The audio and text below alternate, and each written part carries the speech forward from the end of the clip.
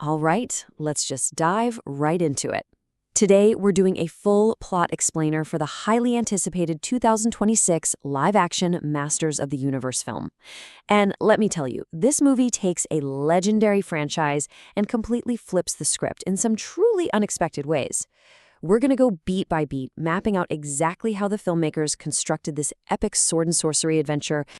So, you gotta ask yourself, how does a cosmic prince, who's literally destined for greatness, end up spending his days dealing with corporate HR disputes in Oklahoma City? I mean, it's wild, right? It's the central, bizarre, and honestly hilarious hook of the entire film. We get this incredible contrast between epic space fantasy and the absolute most mundane aspects of everyday human life. But how did he get there? Well, to figure that out, we have to jump all the way back to the very beginning. Section 1. The Fall of Eternos. Okay, so every great hero's journey needs an inciting incident, right? For Prince Adam, that shattering of his normal world happens on a massive planetary scale. The film opens with this incredibly brutal invasion led by the evil Skeletor. And it all happens so fast. In a matter of moments, young Prince Adam loses everything. His parents, King Randor and Queen Marlena, are taken prisoner. His mentor, Duncan, is gravely injured by Trapjaw. And as the capital falls, the sorceress essentially forces Adam to flee with their ultimate weapon, the Sword of Power. Her final instruction to him? Never let it go. But as you can probably guess, things absolutely do not go to plan. Following the fall of Eternos, we actually skip forward a full 15 years in the timeline. For a decade and a half, Adam is exiled on Earth, just completely separated from his destiny. He grows up as a regular guy, living with his roommate Hossein, totally unaware of who he really is.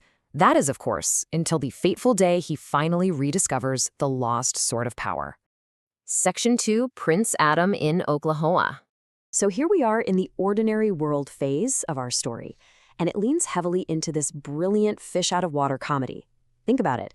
Adam's past as a royal prince of Eternia, trained by the legendary Man-at-Arms, is in stark contrast to his present life. Now, he's an office worker, taking orders from his boss Susie. But the past kind of haunts him. He spends his free time obsessively drawing these pictures from memory, faces and places of Eternia that he just can't quite forget. And the really tragic irony here, when he arrived on Earth as a kid, he actually lost the Sword of Power, the one single thing he was told never to let go of. But the plot doesn't let him stay comfortable for long. It violently yanks Adam out of this earthly exile. The call to adventure kicks off when Adam miraculously tracks down the Sword of Power inside a downtown comic shop. But the second he touches it, boom, he alerts Skeletor's forces and is immediately attacked by the monstrous Beastman. Just in the nick of time, his childhood friend Teela shows up to rescue him, and the two of them escape Earth, blasting right back toward their home planet. Section 3. Return to ruined Eternia. And just like that, all the humor of Earth is entirely stripped away. Adam and Teela land back home, but they have to face the incredibly grim reality of Skeletor's 15-year tyrannical rule. When Adam gets there, nobody respects him anymore, and he and Teela are promptly thrown into a prison cell. This is basically rock bottom. It's in this cell he finds his former mentors, and man, it shows how far the mighty have fallen. Duncan, who used to be the proud captain of the guard, is locked up for being drunk and disorderly, and the heroic warrior Roboto, he's been completely reduced to just being a servant. But Adam refuses to just sit there and give up. He manages to break them out, and he starts rallying a brand new rebellion. And if you're a longtime fan, you're going to be thrilled by the roster he puts together here. We've got Fisto with his metal hand, the absolute powerhouse Ram Man, a royal guard named Diane who actually used to bully Adam back in the day, the plant creature Moss Man, and the far-seeing Mechanic. Against all odds, Adam convinces this incredibly diverse ragtag group to trust him, and he builds himself a makeshift army. Section 4. The Power of Grayskull. With the team finally assembled, the narrative tension just absolutely skyrockets. Because Skeletor's forces ambush them almost immediately. They are completely surrounded and outgunned. So Adam has no choice. He finally raises the Sword of Power and summons the power of Grayskull. This is the moment, his very first transformation into the legendary hero. He utterly dominates the battlefield, and it all culminates in this triumphant one-on-one victory, where he literally tears off the cyborg Trapjaw's mechanized arm. It is a massive, massive turning point. But sadly, that victory is super short-lived. The team marches right on Skeletor's lair, Snake Mountain, and things take a really tragic turn. Adam pushes through and defeats the personal guards, but Skeletor plays this incredibly cruel trick. He reveals that Adam's father, King Randor, has been a hostage this entire time. A chaotic fight breaks out, a wayward strike causes the ceiling to completely collapse, and in the film's darkest emotional hour, King Randor dies right in Adam's arms. And to make matters worse, Adam is captured. 1. That is the only number that matters right now. 1 sword of power. And now, Skeletor has it. With Adam captured, Skeletor claims the ultimate weapon. He heads back to the capital, takes the throne for himself, and just begins this reign of absolute terror. He starts executing anyone who dissents, including Adam's new ally Mossman. The stakes have literally never been higher. For all intents and purposes, the villain has won. Section 5. The Final Duel. But hey, you really can't keep a good hero down.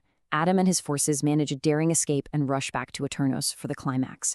And the film organizes this final act brilliantly by splitting the action into these simultaneous, high-stakes matchups.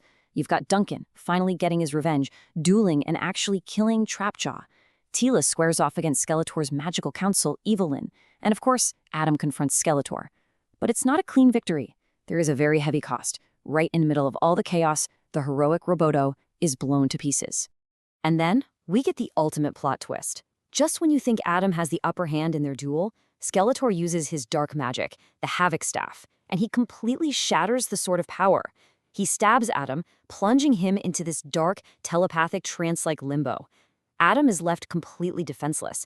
The magic weapon that this entire journey has been about is just gone. Now, while he's trapped in this dream limbo state, Adam is visited by the sorceress, and she reveals the true message of the entire story. She tells him, it is you, not the sword, that truly harbors the power of Grayskull. The sword was just a conduit. It was a MacGuffin all along. The actual power, the heroism, that underlying strength, it was inside Adam the entire time. Armed with this massive realization, Adam just snaps out of the trance. Through sheer force of will, he actually reanimates the shattered Sword of Power. It's an epic visual. He completely overpowers Skeletor in one-on-one combat, entirely disintegrating the Dark Lord with the true power of Grayskull. The day is officially saved. Though I should mention, the very tactical sorceress Evelyn does use the confusion of the battle to successfully escape. Section 6. A Hero Reborn.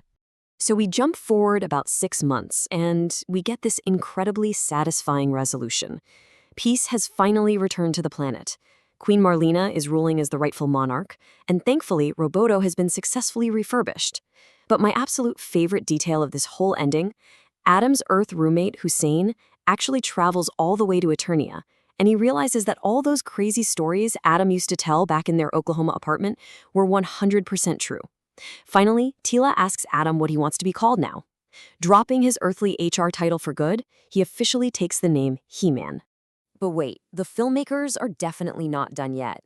The post-credits teasers just rapidly expand this whole cinematic universe. First, the magical troll and wizard Orko pops up and hints that he was actually pulling strings behind the scenes all along. Then, we get this quick, awesome shot of Adam's long-lost twin sister, Princess Adora, fighting battles over in the Fright Zone. And finally, Evelyn is shown secretly retrieving Skeletor's remaining skull. Which leaves us with a massive, provocative question to chew on. What exactly is Evelyn's dark plan for Skeletor's skull? And will He-Man ever finally reunite with his twin sister, the legendary She-Ra? It is the absolute perfect cliffhanger to prime us for a sequel. The universe has been saved for now, but clearly, the story has only just begun. Thanks so much for joining me on this explainer, and I'll catch you on the next one.